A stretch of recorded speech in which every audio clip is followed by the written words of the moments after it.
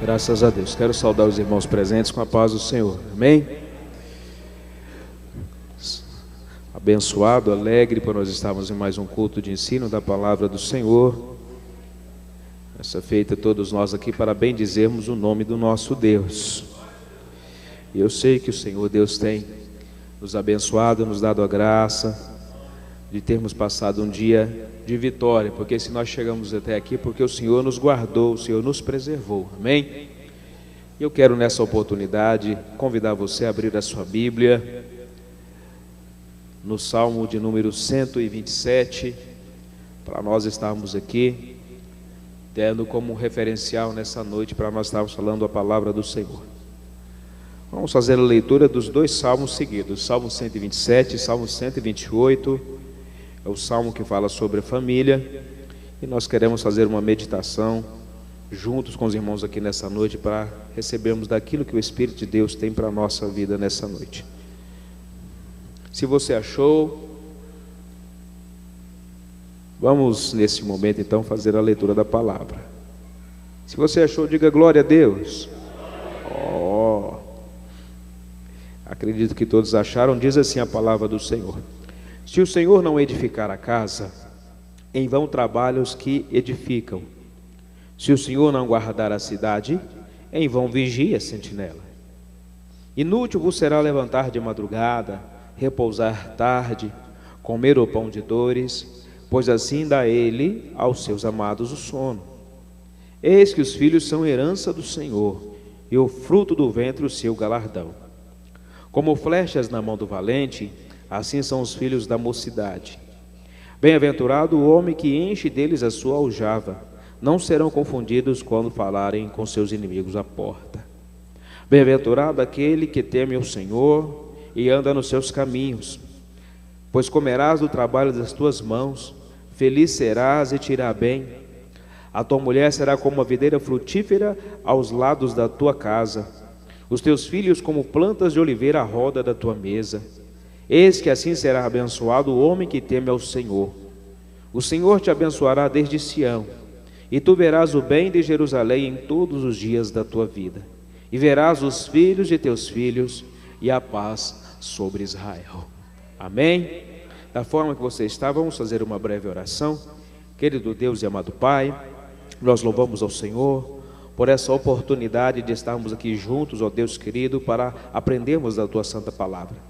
Que o teu Santo Espírito, Deus amado, possa assim nos direcionar. Que o teu nome seja louvado, que o teu nome seja glorificado em tudo que for aqui discorrido. E que, segundo o Pai amado, aquilo que tu tens colocado ao nosso coração, nós possamos transmitir e assim alcançar os teus céus para a glória do teu nome, o que nós te pedimos, ó Pai, e te agradecemos em nome de Jesus. Amém. Graças a Deus. Irmãos, nós escolhemos o Salmo 127 e 128 hoje para nós falarmos um pouco a respeito da família. Haja vista que quem observa esses dois salmos sabe muito bem que esse salmo é um salmo referencial para aquele que quer ter uma família abençoada. Geralmente, quando se fala de família, boa parte dos livros que são escritos, dos escritos, sempre trabalha a referencial do Salmo 127 e também do Salmo 128. E todos os dois trazem justamente aquilo que é necessário, aquilo que é prioritário, para que nós possamos realmente ter uma família abençoada por Deus. O Salmo 127, tanto o 127 quanto o 128, ele demonstra a importância do pai, a importância da mãe e a importância dos filhos. E nós queremos nessa noite estar discorrendo um pouco a respeito desse assunto de uma forma bem prática, de uma forma bem simples, de uma forma bem objetiva, para que nós possamos sair daqui nessa noite, talvez lembrando, querido, e recordando daquilo que muitos de nós, com certeza, nós já sabemos. Nós somos muito tendentes, às vezes, a esquecer de algumas coisas no decorrer da caminhada familiar. Na verdade, o que nós vamos falar nessa noite aqui, talvez são conceitos e ideias que você já sabia e que até mesmo já tem praticado, mas que nessa noite nós queremos recordar, estar falando juntamente com os irmãos. Para quê? Para que o Espírito acenda no nosso coração justamente o desejo de continuarmos praticando essas verdades e não perdermos de vista o propósito e o ideal que o Senhor tem para as nossas vidas. Mas antes de nós observarmos todos esses fatores do Salmo 127, eu gostaria que você observasse uma coisa comigo, e que é uma coisa que nos causa muita preocupação. Nós que estamos vivendo na época que nós vivemos hoje, no século 21, né? O século das mudanças, alguns caracterizam como o século da pós-modernidade, conhecido como o período da pós-modernidade, né? E quando nós falamos de pós-modernidade, nós trabalhamos com a ideia de que tudo aquilo que é moderno já está ocorrendo e acontecendo, e que o resultado dessa modernidade é que tem chegado até nós. E quando você fala a respeito disso, então você abre um leque, um aspecto, uma preocupação no que diz respeito à postura e o conceito também da família. A verdade é essa. Ao longo dos anos, ao longo dos séculos, o conceito que nós temos de família, que é o conceito monogâmico, o conceito que vem a partir da época do Antigo Testamento, que é um conceito cristão-judaico ou judaico-cristão, ele tem perdido a sua força, ele tem perdido o seu objetivo, o seu direcionamento. E nos últimos dias a família tem sido vista como uma das várias opções de organização dos relacionamentos humanos. A família que nós tínhamos antigamente como célula-mãe da sociedade, e nós ainda enquanto crentes, enquanto cristãos, nós acreditamos isso, para a sociedade é apenas mais uma das opções. Tantas coisas têm acontecido no seio da família, tantos conceitos têm se levantado aí, né? Novos paradigmas de família, que na verdade não é um paradigma cristão, é um modelo diferente de família, onde você pode encontrar aí mulher se casando com mulher, homem se casando com homem e tentando constituir família, mudando o conceito bíblico, o conceito cristão e até mesmo o próprio conceito oriental, que nós herdamos dele toda essa diretriz, e agora está sendo mudado por causa dos conceitos que estão sendo estabelecidos agora aqui no Ocidente. E nós precisamos preocupar com isso, porque isso vem como um dos fundamentos que tira a autenticidade da família, tira a força do pai, tira a força da mãe, né? Faz com que os filhos possam ser criados de uma maneira descaracterizada. A responsabilidade, que em muitas circunstâncias é do pai e é da mãe, tem sido transferido para outras instituições que não é a família, e isso tem feito com que a família se desestruture. E nós, enquanto seres sociais, vivendo na sociedade que nós vivemos hoje, de uma certa forma, nós temos sido atingidos por essa. Alguns padrões cristãos que nós tanto acreditamos e enfatizamos tantas as vezes, têm se distanciado, nós temos nos distanciado dele. E isso para nós tem trazido uma certa preocupação. Eu já disse aqui em outras circunstâncias, mas volto a frisar que nunca se houve nos dias atuais, queridos, um número de separação tão grande no meio evangélico. Eu estava ouvindo a semana passada, eu, pastor Josué e alguns obreiros aqui, nós estávamos ali ouvindo o pastor Hernandes Dias Lopes, e ele falava que os percentuais de separação, os percentuais de traição do mundo lá fora e da igreja que ainda está aqui presente nessa terra, pouco se diferenciam. A diferença está muito pouco, está quase que se equiparando. O cristão nos dias atuais, nesse século da modernidade, nessa pós-modernidade que nós vivemos, muitos desses cristãos estão separando-se, estão traindo o esposo, traindo a esposa, quase como se fosse uma coisa normal, e quase que com sua mente já também cauterizada, não tendo o temor do Senhor. E isso, querido, faz com que a ideia de família perca o seu fundamento. Então nós precisamos pensar um pouco nisso. Nós precisamos abrir um pouco a nossa mente, já que nós estamos falando de família, pensar um pouco nas circunstâncias, nas situações que nos cercam enquanto servos e servas do Senhor. Por quê? Porque isso vai nos dar a possibilidade, a condição para que o Espírito Santo de Deus acenda na nossa mente, no nosso coração, um alerta quanto à nossa postura enquanto pai, enquanto mãe e enquanto filhos. E isso é uma coisa que é fundamental. A sociedade só chegou aonde chegou por causa do estabelecimento da família, do sistema antigo, e que nós ainda acreditamos que é o sistema formado por pai, mãe e filhos. E esse padrão é um padrão bíblico. Esse padrão é um padrão que Deus foi trabalhando com ele ao longo do Antigo Testamento e fechando até estabelecer na Bíblia Sagrada, nas leis do Antigo Testamento, como referencial. E nós não podemos perder esse referencial, porque se nós perdemos esse referencial, nós estamos tendentes a naufragar no desejo e na vontade que nós temos de ser felizes. Então nós precisamos pensar um pouco nisso. Eu quero que você, por favor, abra a sua Bíblia comigo.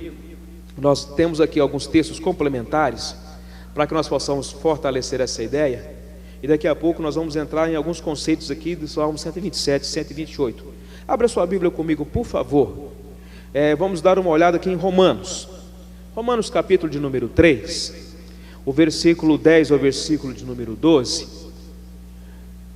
Eu acho que quando nós falamos a respeito de família, quando nós falamos a respeito da postura cristã, quando nós falamos da nossa vida de uma forma geral, existem algumas coisas que precisam ser frisadas, queridos. E é fundamental nós falarmos a respeito disso.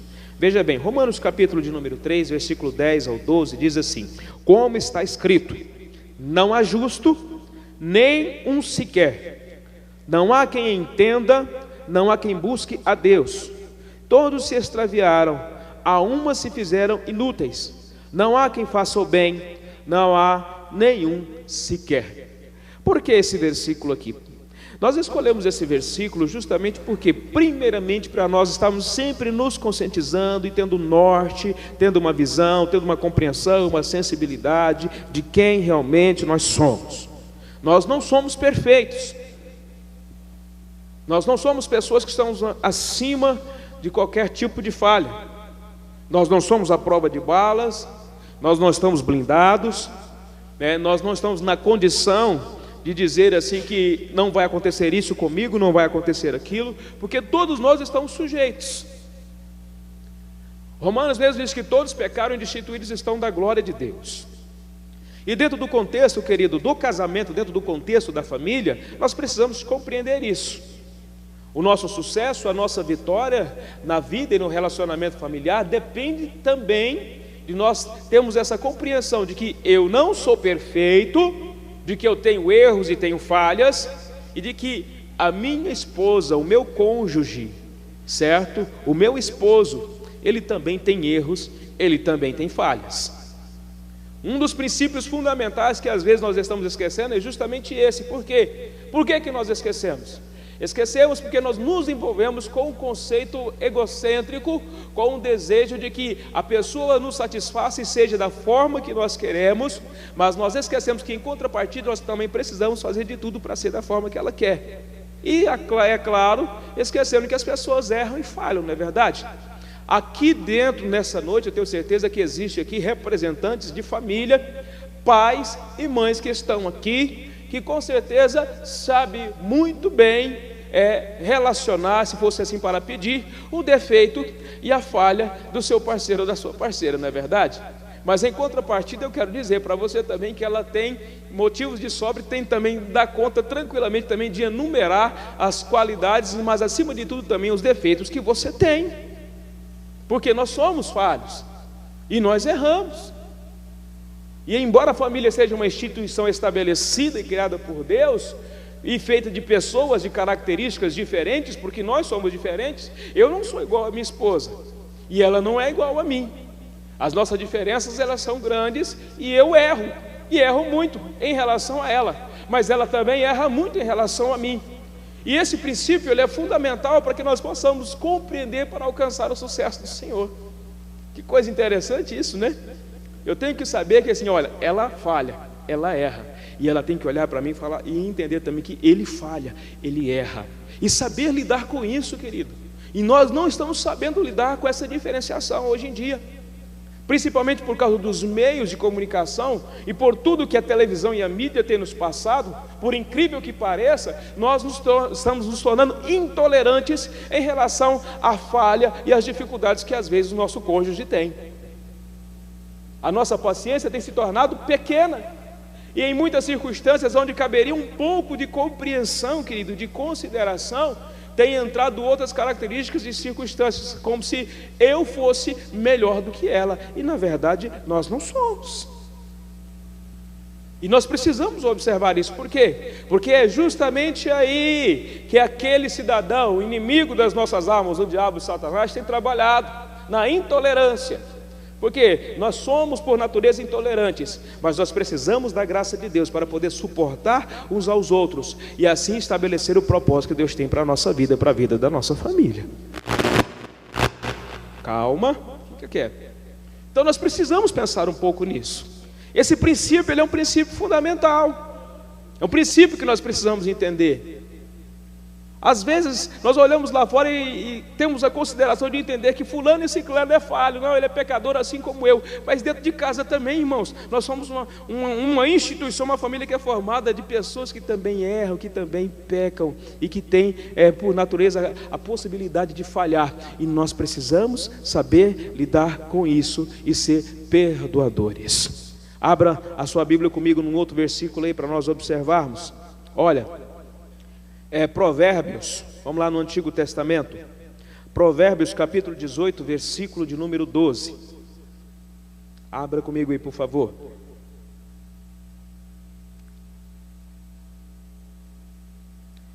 Diz assim a palavra do Senhor: antes da ruína gaba-se o coração do homem, e diante da honra vai a humildade. Escute bem, queridos. Olha, antes da ruína gaba-se o coração do homem. É um princípio egocêntrico. O homem e a mulher que entram pelo caminho do egocentrismo, da falta de compreensão, da centralidade em si mesmo, e que busca apenas a sua própria felicidade, o próximo passo dele é justamente o quê? A ruína.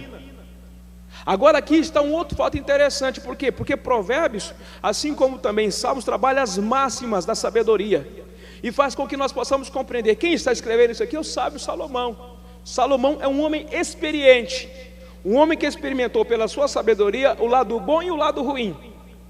E em muitas circunstâncias, quando você lê os escritos de Salomão, que está em Provérbios, em Eclesiastes, em Cantares, você vai entender que em muitos momentos ele reconhece que ele errou e ele falhou muito, até mesmo no sentido de relacionamento. Porque a quantidade de esposas e concubinas que ele teve fez com que ele refletisse e entendesse que essa não era o desejo, não era a intenção de Deus para a vida dele. Porque segundo a própria lei estabelecida, não era essa.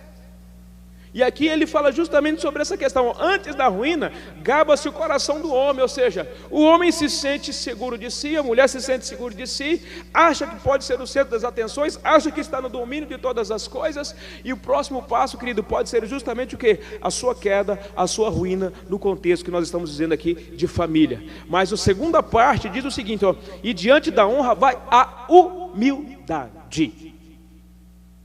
Dentro do relacionamento familiar precisa existir humildade. Precisa existir humildade. Humildade para compreender, para reconhecer os erros, para pedir perdão, para em muitas circunstâncias abrir mão da sua própria razão, do seu próprio direito, para que possa se estabelecer a paz e a vitória dentro da família. E é essa circunstância, querido, também que muitas vezes nós engasgamos nela, porque nós temos uma dificuldade tremenda de ser humildes. Se você mesmo bater do peito e falar que você é humilde, querido, aí pronto, já não é mais. Porque na verdade a humildade não é uma coisa que eu mesmo reconheço em mim, mas é que as pessoas que conseguem enxergar na minha atitude, na minha postura de cada dia. Eu posso de repente chegar na sua esposa e perguntar: ele é um cidadão humilde? E ela vai saber me responder muito bem se você é humilde ou se você não é. Eu posso chegar no esposo e perguntar para ele: como é que é a sua esposa? Ela é uma mulher humilde? E ela vai poder me dizer realmente se você é uma pessoa humilde ou se você não é. Esse fator é um fator importante, porque se eu não for humilde, querido, estou fadado à ruína. E se eu arruinar-me, infelizmente eu vou levar o outro junto, porque nós somos uma só carne. E Deus não estabeleceu, não fez com que você e eu casássemos para nós vivermos na vida da ruína. Deus não nos chamou para uma vida matrimonial de fracasso. Deus não nos direcionou, querido, para estar próximo da nossa esposa e do nosso esposo, para nós vivemos uma vida de infelicidade. O que está ocorrendo e acontecendo, na verdade, é que nós mesmos estamos tropeçando no estabelecimento que Deus nos deixou. Não é porque de repente ele é enjoado ou ela é enjoada. Talvez um momento ou outro isso ocorra mesmo, mas acima de tudo é porque está nos faltando humildade, está nos faltando reconhecimento de quem realmente nós somos, e a partir disso daí acertarmos os relógios. E nós precisamos estar atentos, porque isso tem trazido muitos problemas. Abra lá sua Bíblia comigo em Efésios, capítulo de número 6. Efésios, capítulo de número 6, versículo 11 e versículo de número 12.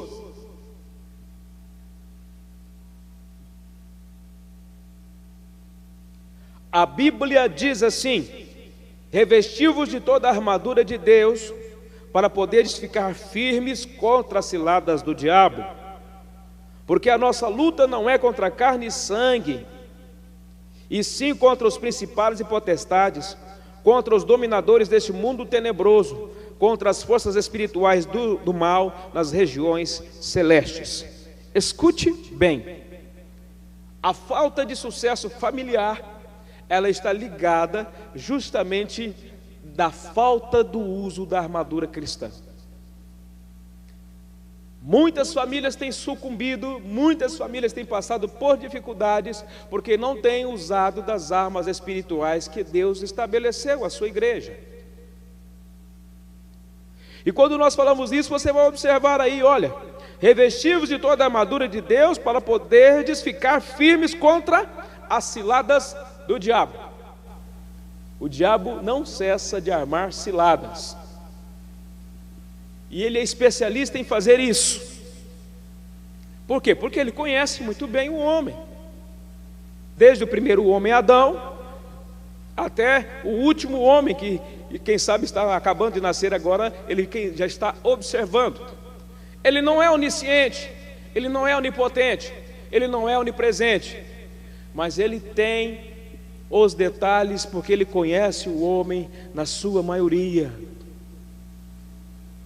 Ele conhece o nosso ego, né, que gosta de inflar. Ele conhece os atalhos, os caminhos para poder fazer com que eu e você acabe pecando. E na família não tem sido diferente. Quando nós falamos a respeito disso, querido, nós observamos a cultura que nós vivemos hoje. O homossexualismo aí presente, o sexo fora do casamento. E quando eu falo de sexo fora do casamento, eu falo do sexo no sentido da prostituição, mas eu também falo no sentido também da fornicação, da parte de muitos jovens que estão tendo relacionamento antes de se casar, por causa de uma falta de sensibilidade espiritual, por falta da busca da palavra de Deus, do direcionamento de Deus. Essas coisas têm chegado até a igreja do Senhor de uma forma alarmante. Adolescentes ficando grávidas. Consequentemente, isso acontecendo, queridos, está sendo constituído famílias desestruturadas. O número de abortos tem crescido. Jovens que acham-se dono do seu próprio nariz, e dentro da igreja isso tem acontecido muito. Os pais que têm perdido o controle da sua casa, o controle dos seus filhos. Nós precisamos acordar para isso. Nós precisamos entender que ainda sexo fora do casamento é pecado, e que isso traz danos sérios à vida do crente que quer brincar de fazer de conta de que ninguém está vendo, porque na verdade Deus está vendo todas as coisas. Nada escapa aos olhos de Deus. Do marido ou da esposa que de repente, querido, está tendo relações ilícitas fora do casamento, achando que ninguém está sabendo, que ninguém está vendo. Mas eu quero dizer uma coisa para você: Rei dos reis e Senhor dos senhores está vendo todas as coisas, e nada escapa aos olhos dele. E quando eu falo nesse sentido, querido, não é apenas de repente o sexo no sentido físico, eu falo também nos aspectos virtuais. Tem muitas pessoas que estão entrando aí nas salas de bate-papos aí e tendo relacionamentos sexuais de forma virtual. Estão usando da instrumentalidade, da internet, do computador, estão entrando por esse caminho. Eu quero dizer uma coisa para você, isso também é pecado. E eu vou dizer uma coisa, nunca deixou e nunca foi retirado a lei da semeadura, ela está estabelecida, viu? Aquilo que plantar, isso também você vai colher. Nós precisamos ficar atentos a isso. Porque esse tipo de atitude, de postura, traz esfriamento espiritual, nos distancia do ideal e do propósito de Deus, nos faz perder a ótica divina, traz infelicidades, não somente para nós, mas para toda a família.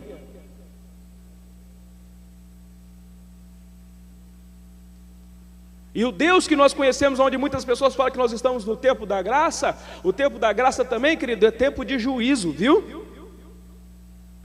E Deus não se deixa escarnecer. Aquilo que plantar, isso também vai ser colhido, e isso vai ceifar. E nós precisamos ficar atentos a essas situações. O casamento e a família estão cercadas por essa cultura atual. A crise cultural de nossos dias é um sintoma de uma crise espiritual profunda que corrói os fundamentos e valores sociais outrora considerados imutáveis. A família antigamente era intocável, hoje em dia já não é mais.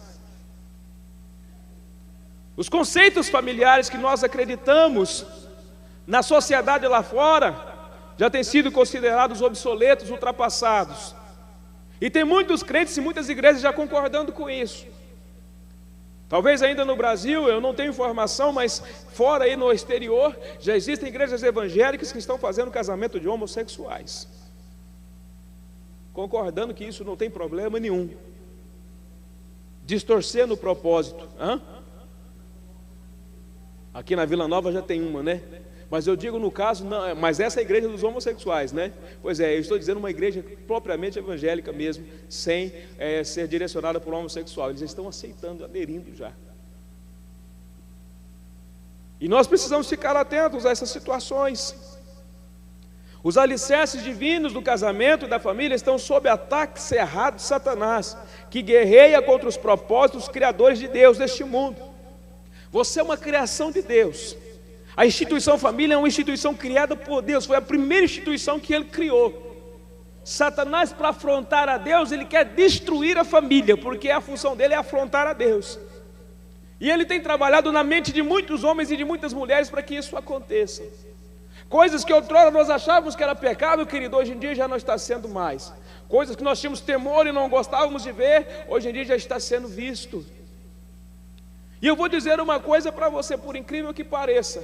Eu vou dizer algo aqui nessa noite, por favor, não se escandalize. Mas existem muitos casais que juntos estão vendo, querido, locando filmes pornográficos para assistir juntos. Deixa eu dizer uma coisa para você, isso também é abominação aos olhos do Senhor. Porque esse tipo de atitude, você está semeando para que daqui a pouco haja uma discórdia, uma separação, uma traição dentro da sua casa, dentro da sua família.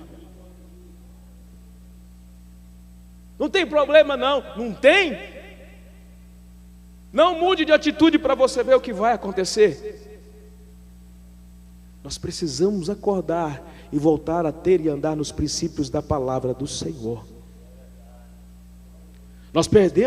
Estamos perdendo o direcionamento de Deus. E quando eu falo nesse aspecto, nesse sentido, é no sentido de preocupação, de amor com a igreja. No sentido, querido, que não existe coisa melhor do que uma família saudável ao Senhor. De você entender e saber que você está na igreja, mas que também o seu cônjuge está na igreja, e que também os seus filhos estão na igreja. E se ainda não tem filho, consequentemente a sua vida íntegra diante de Deus vai fazer que quando os seus filhos nascerem, também eles estejam dentro da casa do Senhor. Uma família abençoada, uma família direcionada, E nós precisamos observar tudo isso que nós estamos dizendo nessa noite. A confusão dos papéis. Quem é quem hoje dentro de casa? Isso é tão preocupante que existem muitos lugares aí que hoje em dia, isso não é uma questão de machismo, isso é uma questão de realidade, queridos. Onde hoje a mulher sai para trabalhar e o homem fica em casa. Inversão de papéis. E na verdade, se você for observar isso não é coisa normal, não. Por quê? Porque o homem criado e a mulher criada tem características que Deus deu a cada um, para cada um exerça a sua função e o seu papel. Eu quero entender um homem tendo a possibilidade e a condição de cuidar da casa, de cuidar dos filhos, de fazer todas as coisas da forma que uma mulher faz. Nenhum de nós que estamos aqui, de nós que somos homens, temos a condição de fazer. Eu vou dizer uma frase popular: mulher é incrível, ela tem uma capacidade tremenda. Ela cozinha, ela lava a roupa e cuida do menino ao mesmo tempo. Eu quero ver um de vocês fazer um negócio desse. Eu não faço. Eu admiro a minha esposa porque de vez em quando ela faz isso, eu fico de boca aberta. E ainda cuida de mim ainda. Não me deixa faltar as coisas. O homem não tem essa característica. Em muitos lugares isso está se invertendo e isso não é correto, porque se você for observar dentro da história, dentro do padrão bíblico, não é essa a realidade que Deus estabeleceu.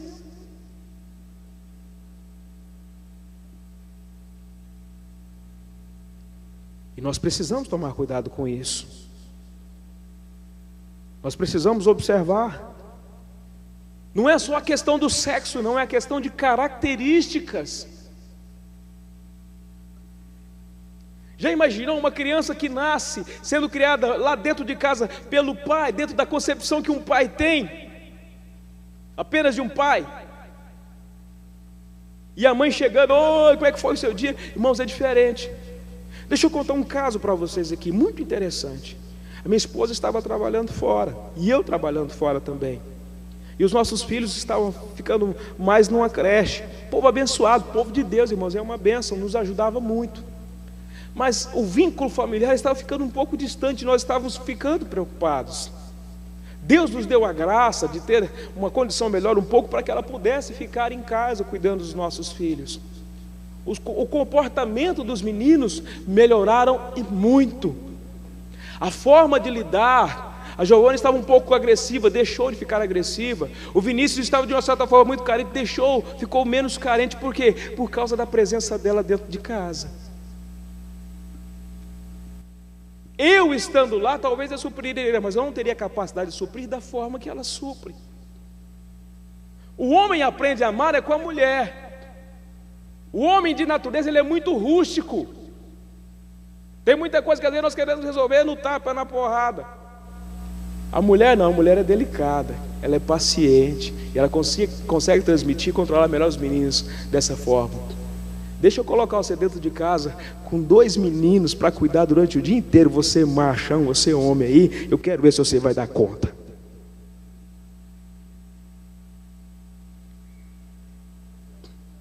Limpar a bosta de neném, chorar: pai, eu quero mamar, mãe, eu estou com fome. Eu quero ver se você é macho o suficiente para dar conta disso, e aguentar essa zoeira o dia inteiro no seu ouvido, e chegar no final do dia e falar assim: consegui, eu quero é ver.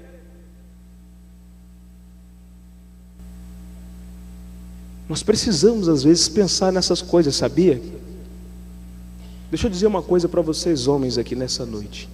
Às vezes nós exigimos demais das nossas esposas e não enxergamos esse lado. Eu queria ver você no lugar dela dando de mamar.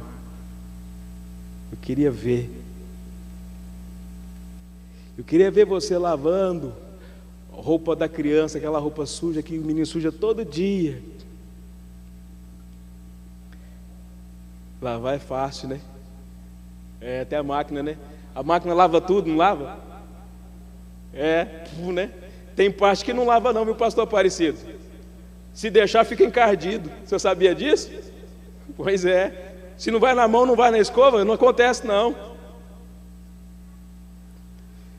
Passar. Que tortura, irmão. Pegar aquela montanha de roupa e ficar lá, ó, pastor Josué, ó, em pé lá. Tem gente que pensa, é fácil, vai ficar para você ver. Dá uma dor na batata das pernas, irmão, dá uma canseira.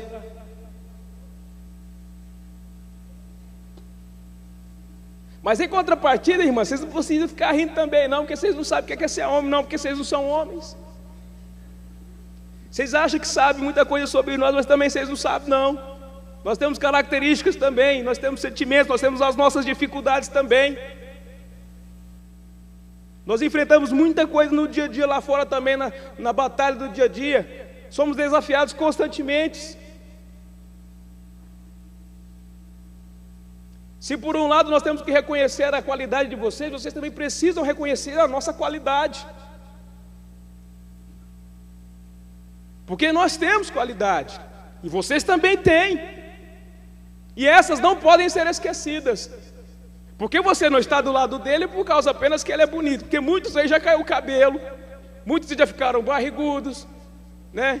Muitos já não é mais aquele galã que era antes, mas você está do lado dele e gosta dele. Se você gosta dele, então não é por causa da beleza, é porque ele tem qualidade. Pode rir, Ismael, daqui a pouco chega a sua vez.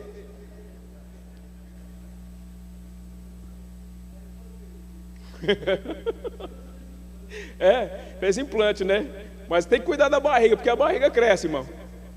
Então são situações, queridos, que parecem... Eu estou falando só de coisas básicas. É de coisas básicas, para mostrar o que dentro do casamento, ninguém é melhor do que ninguém, ninguém tem mais direito que o outro. Todos são recipientes do Espírito de Deus, e se não tiverem harmonia, não há uma ação poderosa do Espírito na vida do casal, na vida da família. Esses reconhecimentos são importantes, fundamentais, porque nós fazendo isso, nós vamos dar um banho em Satanás e mostrar para ele que nós estamos debaixo da graça de Deus e que Deus, pela sua infinita misericórdia, tem nos direcionado rumo à bênção e rumo à vitória. Ele quer nos confundir, ele quer fazer com que nós sintamos melhores do que o outro, e na verdade nós não somos. Tem muito casal por aí que o cidadão é gordo, é mulher magrinha, mas ela olha para ele e diz, eu te amo, meu amor. Irmão, na minha concepção, não dá para entender isso, mas ela tem amor e ela ama muito ele. Tem pessoas por aí que têm a qualidade, um grau de escolaridade, querido, lá em cima, e o outro lá embaixo é rústico, mas ela ama, e ele ama. E esse amor é exercido debaixo da graça misericordiosa de Deus. Há outros que são equiparados, mas nisso tudo também existe a ação do Senhor. E Satanás tem trabalhado justamente no nosso orgulho, para fazer com que nós tenhamos rixas e dificuldades de viver juntos, porque uma vez fazendo isso, querido, saindo de casa, acabou pecando, acabou família, desestrutura a família. Uma família que não tem um pai, uma família que não tem uma mãe, desestrutura totalmente. É só pela misericórdia de Deus. Muitas mães têm feito o papel de pai e de mãe, mas não é fácil, e não consegue suprir todas as necessidades, porque não consegue, porque não é característica dela.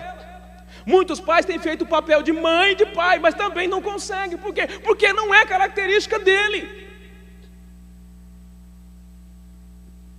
Nós precisamos lutar pelo nosso casamento, nós precisamos lutar pela nossa família, nós precisamos lutar pela nossa felicidade. As armas nós temos, então somente nós precisamos vestir-nos dessas armas. Para quê? Para que nós não percamos aquilo que Deus estabeleceu para nós, que é a vitória familiar.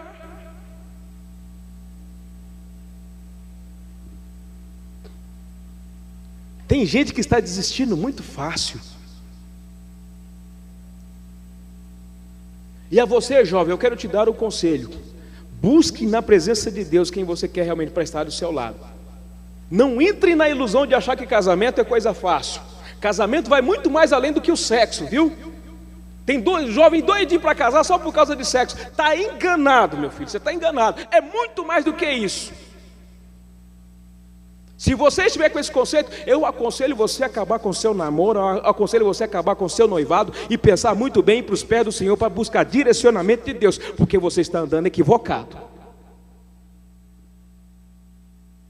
É engano, porque isso passa. Isso passa. E nós precisamos sair desse conceito. Esse conceito não é um conceito da igreja. Esse conceito é um conceito mundano. É um conceito egocêntrico, hipócrita. É um conceito que se aprende lá fora, que está sendo disseminado aí de todas as formas. Você entra no banheiro da igreja da faculdade, está lá o palavrão escrito. Figuras, imagens. Você entra na internet, não é difícil você achar isso. Você vai na banca de revista, está lá exposto lá. E está todo mundo puxando como se isso fosse uma verdade. E isso não tem verdade nenhuma, querido. Isso é um ardid de Satanás, para poder levar justamente a juventude e o futuro da família para o buraco. E precisamos acordar para isso.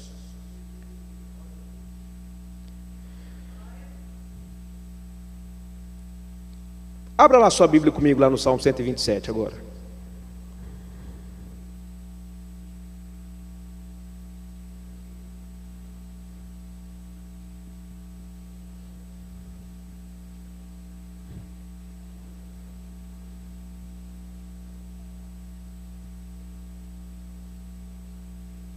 Querido, o Salmo 127 e o Salmo 128...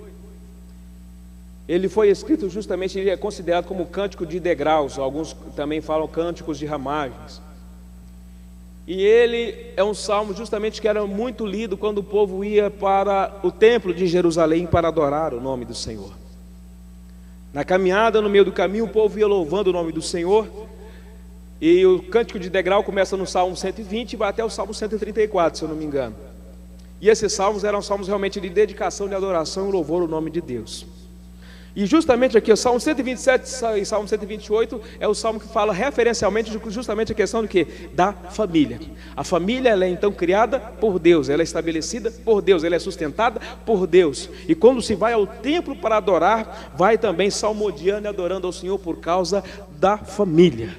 Por causa do que ela é, por causa do que ela representa, por causa do que cada componente da família representa. Todos são importantes. O pai é importante, a mãe é importante, mas o filho também é importante. E na verdade a extensão disso vai muito mais além do que circunstâncias que às vezes nós observamos sobre isso aqui. Porque o Salmo 127 e 128 são de fato gêmeos abordando o assunto da família de ângulos diferentes. Vamos observar? Dá uma olhada para aí, por favor. Salmo 127, versículo de número 1. Olha o que está escrito aí. Se o Senhor não edificar a casa, em vão trabalha os que a edificam. Se o Senhor não guardar a cidade, em vão vigia a sentinela. Olha lá o Salmo 128, versículo de número 1. Bem-aventurado aquele que teme ao Senhor e anda nos seus caminhos. Ou seja, ele guarda, o Senhor edifica. E se ele edifica, esse homem é bem-aventurado. Eu gostaria que você saísse daqui nessa noite com uma certeza: a sua família, ela foi estabelecida por Deus. Você está casado da forma que você está casado, com a mulher que você está casada, porque Deus está no controle da situação. Se as dificuldades estão aí e elas estão acontecendo, fique tranquilo, confie no Senhor, coloque na mão dele, porque a vitória está chegando para a glória e honra do nome dele. E isso tem às vezes que acontecer, porque os desajustes, para poder acontecer o ajuste, querido. Se um casal chegar e falar para mim assim: eu nunca briguei com a minha esposa, eu nunca tive uma discussão com ela, eu vou ficar preocupado. Como é que pessoas de características diferentes, de família diferente, de vida, de cultura diferente, às vezes de cidade diferente, vai chegar, querido, e harmonizar assim tão facilmente, sem nenhum tipo de problema? Eu quero ver você pegar um baiano e colocar junto com o mineiro para ver se não vai ter uma certa dificuldade. Não, cuidado com os baianos, tem que ter cuidado mesmo, né? Eu quero ver se você pegar um maranhense, querido, e colocar junto com um sulista, para você ver se não vai dar diferença. Oxe, dá mesmo, não tem jeito não. Até o sotaque fica meio atravessado depois que os filhos nascem. Muda tudo. E tem que ser assim. Eu vim de uma família bem diferente da família da Rosane. Querido, olha que nós casou, no começo vai bem, mas algumas características vão sendo mudadas ao longo do tempo. De vez em quando ela tomou algum susto comigo, mas eu também tomei algum susto com ela. Fala a verdade, se não aconteceu isso com você? Você, desde quando você viveu, a lua de mel é aquela tremenda, sem problema nenhum. Ai, não é não. Mas isso faz parte da família, porque quando isso acontece, vem a possibilidade, a condição para ver o ajuste. E nós precisamos compreender isso. Vamos observar uma outra questão aqui, olha, não podemos ter uma boa vida familiar se deixarmos o Senhor fora de nossa vida. Deus tem que ser o Senhor da família. Deus é o Senhor da sua família. É Ele que direciona a tua casa. É Ele que te direciona. Você deixa Ele te direcionar ou você faz do jeito que você quer? Para mim você não precisa responder não, você tem que responder para Ele. Até que ponto o Senhor tem primazia na sua casa e Ele é que direciona todas as coisas? Porque nós precisamos pensar um pouco sobre isso. Se as coisas não vão bem com Deus, como poderão ir bem com o nosso cônjuge, filhos e pais? Quando Deus e Sua palavra regem nossos corações e vidas, a vida familiar será uma experiência agradável e rica. Agora eu não vivo bem com Deus, eu não ando segundo o direcionamento de Deus, eu não obedeço a palavra de Deus, querido, aí não tem jeito. Existem apenas dois caminhos que a Bíblia fala: ou é com Deus ou é sem Ele. Se eu não obedeço no direcionamento de Deus, então eu estou no direcionamento de quem? Do diabo, do Satanás, do capiroto, do marifute, do pai da mentira.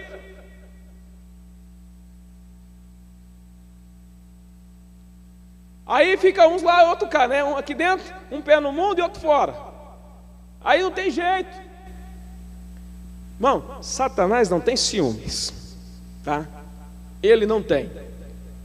Se você vem para a igreja, participa do culto, depois você sai para fora e vai para a gandaia, para ele não tem problema nenhum, pastor José. Mas Deus tem ciúme. E Deus não aceita 2 pesos e 2 medidas, não.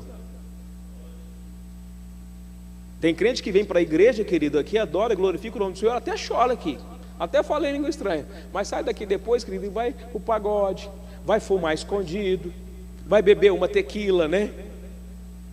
Vai beber amargosa lá, né? Ninguém está vendo, né? Deus está vendo. E aí ele vai caminhando a passo lá com o buraco e está levando a família junto. Nós precisamos andar com integridade, queridos. Ou eu sou ou eu não sou. Ou eu vou para o céu, ou eu quero ir no bonde do inferno. A verdade é essa. E nós precisamos pensar um pouco nisso. Você sabe por quê que eu estou dizendo isso para você? Porque Deus conhece o seu coração, Ele conhece a tua vida. Eu não estou preocupado. Você pode esconder de mim, querido, mas de Deus você não esconde. Tem algum lugar que você esconde de Deus? Davi mesmo, no Salmo mesmo falou, não tem lugar. Para onde ele for, Deus está lá. E nós precisamos tomar cuidado com essa nossa postura, para que nós possamos andar de forma abençoada. Olha, se o Senhor não edificar a casa, em vão trabalhos que edificam. Se Ele edificar a casa, bem-aventurado aquele que teme o Senhor e anda nos seus caminhos. Aí eu serei feliz. Você está com sua Bíblia aberta? Vamos lá, olhar um outro aqui comigo. Salmo 127, versículo de número 2. E já estou terminando, hein? Olha aí, ó. Inútil vos será levantar de madrugada, repousar à tarde, comer o pão de dores, pois assim dá a Ele aos seus amados o sono. Se você não tiver Deus como seu edificador, você pode trabalhar do jeito que for. E alguns falam assim, eu estou trabalhando demais. Como eu estou trabalhando? Eu estou cansado. Irmão, mas se o Senhor não estiver edificando, se não é o Senhor que está na direção, você vai morrer de trabalhar, mas não vai produzir muita coisa não. Olha lá, o 128, versículo 2 fala, pois comerás do trabalho das tuas mãos, feliz serás e te irá bem. Olha aí a semelhança. Olha lá, o versículo 127, 2 fala, inútil vos será levantar de madrugada, repousar à tarde, comer o pão de dores, pois assim dá a Ele os seus amados o sono. Quer dizer, para poder fortalecer isso aqui, ó, pois comerás do trabalho das tuas mãos, feliz serás e te irá bem. Quem é bem-aventurado? Quem deixa o Senhor edificar a casa, trabalha com suor, com desgaste, cansaço, pastor J. Aires, mas tem a provisão do Senhor. Tem muita coisa que não está acontecendo na vida do povo de Deus, aí o povo está andando aí encalhado aí, não prospera, não vai para frente, por quê? Porque primeiro está fora da direção de Deus, segundo está trabalhando com sua própria força, não buscou estratégia no Senhor. Irmão, vai perecer mesmo.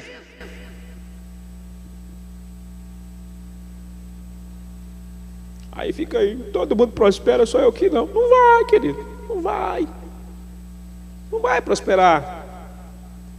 Olha, hoje em dia o trabalho pode ser um teste real de perseverança e de manutenção das coisas dentro da perspectiva correta. De alguma maneira, o Filho de Deus tem que encontrar o modo de ocupar-se dos seus negócios, fazer o bom trabalho para o chefe, usar o seu pagamento prudentemente e deixar o resto com Deus. Deixa Deus direcionar. E aqui também vai a questão da recompensa do que você recebe e você colocar nas mãos do Senhor. Tem gente que não dá conta. Eu conheci uma pessoa que ganhava bem demais, pastor Josué. Bom mesmo, tinha um negócio financeiro que era bom. Você sabe o que ela fazia? Ela pegava um montante do dinheiro dela e falava assim: eu vou fazer do jeito que eu quero. O dinheiro é meu, fui eu que trabalhei para ganhar. Aí o que ela fazia? Ela distribuía um pouco aqui, distribuía um pouco aqui, outro pouco aqui, pronto. Tenho meu dízimo. Querido, não é assim. Não é assim que a Bíblia ensina. Quem está aqui desfruta do ar-condicionado que está aqui, dos bancos que está aqui, do conforto que aqui está, dos pastores que estão aqui para te atender e te ajudar. Tem que dizimar aqui. Você quer que eu fale uma coisa para você, como é que era a casa dessa pessoa? O marido traía ela. Uma das filhas tinha problemas, dificuldades, problemas de mentalidade mental por causa dessas dificuldades. A outra vivia em conflito. Enquanto não consertou a vida, as coisas não entraram no eixo. E depois que consertou, querido, tudo andou direitinho, tudo certinho. O marido pensava assim: não foi Deus que me deu as coisas, eu consegui com o meu suor, com o meu trabalho. E por causa que ele conseguiu com o suor, com o trabalho dentro da concepção dele, ele fazia do jeito que queria. Traía a esposa hoje, traía amanhã, saía com uma hoje, saía com outra amanhã, bebia, fumava escondido, pegava amigos e ia lá para a chácara dele lá longe, lá e fazia as maiores orgias lá, e chegava depois, estava lá na igreja lá como um santo, que você precisa barbeado, todo bonito lá, que santão, irmão, que santão. E a vida na margaça, indo de mal a pior. Enquanto não consertou a vida, a sua família estava em declínio. Depois que consertou, Deus começou a abençoar. Não tem meio termo não. Ou eu ou não é. Ou eu sou ou eu não sou. Essa é a verdade. Porque quando isso acontece, querido, isso traz uma falta de contentamento. Certo? As coisas vão tomando uma certa proporção de insatisfação, de antipatia dentro de casa, que fica uma coisa mais esquisita. E nós precisamos ficar atentos a essas coisas. 127, versículo 3, para nós estarmos aqui já terminando aqui, diz aí, ó: eis que os filhos são herança do Senhor, e o fruto do ventre o seu galardão. 128, versículo 3 diz aí, ó: a tua mulher será como a videira frutífera aos lados da tua casa, e os teus filhos como plantas de oliveira à roda da tua mesa. Deixa eu dizer uma coisa para você aqui. A mulher é colocada aí como videira. No antigo Israel, querido, a videira era um símbolo da prosperidade e da paz entre os hebreus. Irmãos, escute uma coisa. O lar abençoado, o homem fiel, o homem que anda na presença de Deus, ele tem a possibilidade de ter em casa uma mulher como uma videira, que é o símbolo da prosperidade e da paz dentro da sua casa.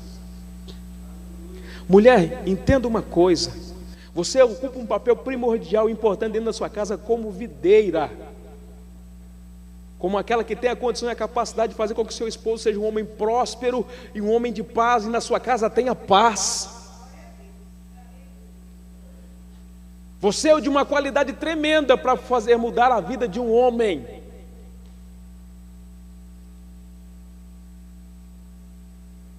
Essa simbologia usada aqui é porque é justamente a valorização que se dava à mulher por causa do que ela é, da essência que ela tem, da capacidade que ela tem, da qualidade que ela tem.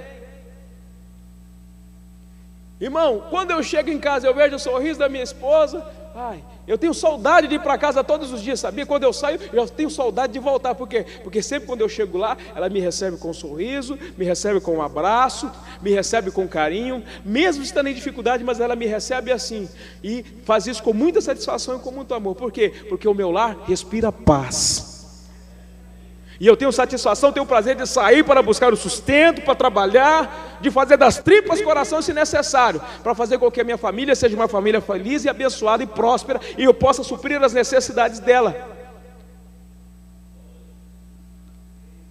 E vice-versa, essas coisas têm que acontecer. Tem uma propaganda que eu achei interessante aí, aquela propaganda da Tigre, você viu? O cara falando aqui vai ser isso aqui, aí chega lá, aqui o recanto do guerreiro, né? E a mulher lá, é o quarto da mamãe. Eu falei, meu Deus do céu, irmão, a minha casa, a sua casa tem que ser o recanto do guerreiro. E não ter contradição. Eu tenho que ter prazer de voltar para casa.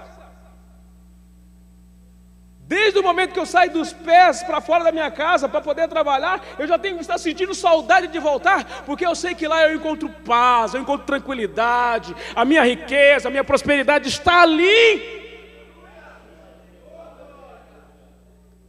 Se eu não sentir esse desejo, está errado. Tem alguma coisa errada, alguma coisa tem que consertar.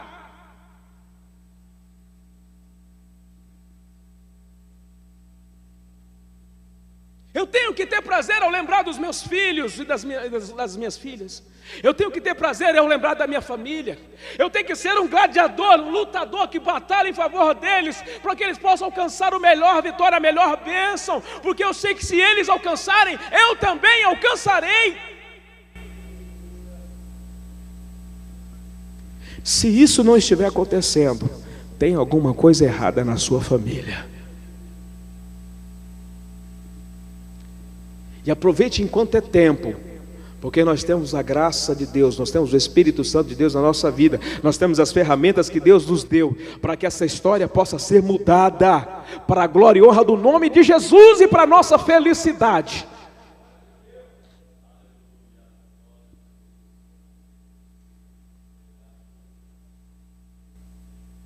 Israel perdeu, querido, as suas maiores bênçãos porque não valorizou isso.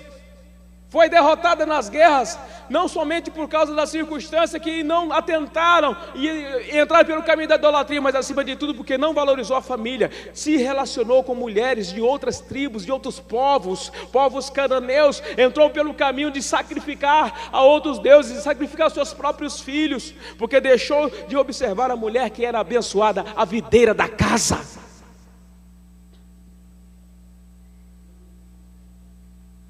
Os filhos, como plantas de oliveira, uma das mais valiosas árvores dos hebreus, era símbolo de virilidade e frutificação, indicando a abundância com que Deus havia provido as necessidades humanas.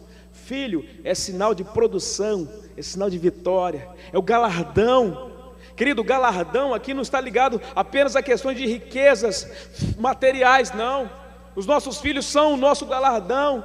Os nossos filhos é aquilo que Deus tem dado de melhor para nós. É a maior riqueza que nós temos. Um abraço de um filho, um sorriso de um filho, a presença de um filho em casa faz a diferença. E nós não podemos deixar de lutar pelos nossos filhos. E eu vou dizer uma coisa para você nessa noite: você tem uma autoridade que Deus te deu que talvez você não sabe. A autoridade de direcionar, de abençoar, de corrigir o seu filho. Você é um instrumento de Deus. Provérbios capítulo 22, versículo de número 6 diz bem: instrua o menino no caminho em que ele deve andar, e quando crescer não se desviará dele.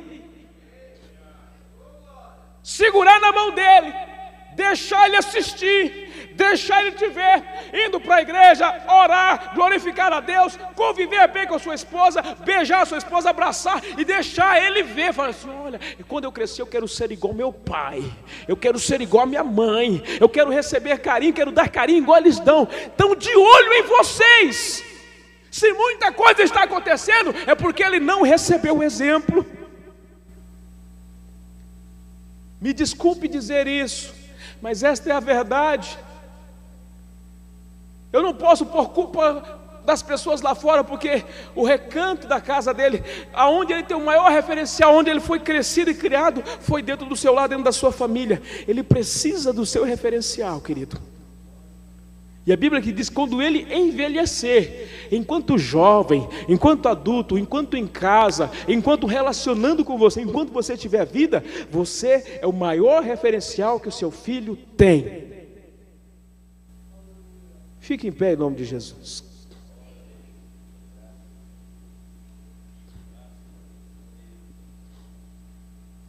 Não se conforme, brigue por causa do teu filho, clame a Deus por causa do teu filho. Seu filho é sinal da abundância de Deus, da virilidade de Deus que Ele te deu. Querido, família é uma coisa tão bonita e tão importante. Eu tinha muito medo de casar e não ser feliz. Mas eu orava, falei: Jesus, me dá uma esposa abençoada, me ajuda.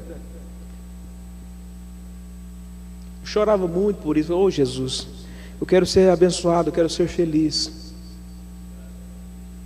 Eu vi o papai e a mamãe vivendo uma vida de dificuldades, financeiramente falando, no começo espiritualmente falando. Depois meu pai e minha mãe aceitou Jesus e as coisas mudaram. Mas eu ficava preocupado, falando: Jesus, eu quero ser feliz, eu quero casar para ser feliz. Graças a Deus eu não posso reclamar, porque Deus tem me abençoado, eu sou um homem feliz. Eu tenho uma esposa que Deus me abençoou, que Deus me deu. E eu quero zelar dela, querida, até o fim da minha vida, até meu último suspiro. Eu quero fazer de tudo para fazer dela uma mulher abençoada e uma mulher feliz. Os meus filhos, eles são a maior riqueza que eu tenho, e eu tenho o prazer de todos os dias dizer isso para eles. Eu tenho prazer na minha família, e eu tenho certeza que muitos de vocês também têm. Se você não tem, você tem graça de Deus. Deus está aqui nessa noite para te dar força, te dar capacidade, para que você tenha prazer na sua família, na sua casa. Querido, pode não ter nada, você pode não ter riqueza material, mas você tem uma riqueza familiar, irmão, o restante tudo você consegue superar e ir adiante. Nós precisamos lutar por isso, nós temos que ter convicção que nós queremos isso. É a maior riqueza que Deus nos deu. Eu quero orar com você nessa noite em nome de Jesus. Você pode levantar a tua mão direita para o céu juntamente comigo?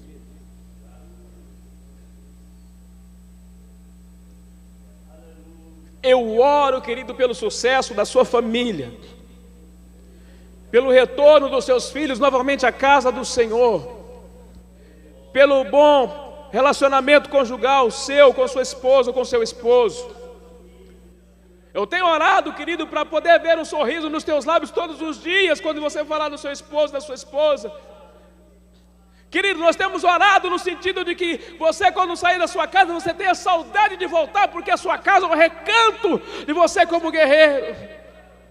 Nós temos orado para que você entenda e tome posse da autoridade que Deus te deu, para você estar abençoando o seu filho, abençoando a sua filha, ministrando sobre a vida deles, repreendendo o mal dentro da tua casa e invocando a plenitude da bênção de Deus, seja ela física, sexual, conjugal e espiritual, porque a tua casa é casa de Deus, a tua casa é templo do Senhor, é lugar de adoração do nome de Deus.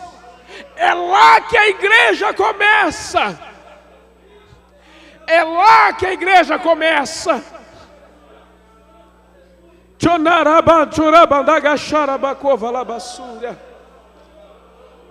A igreja começa lá.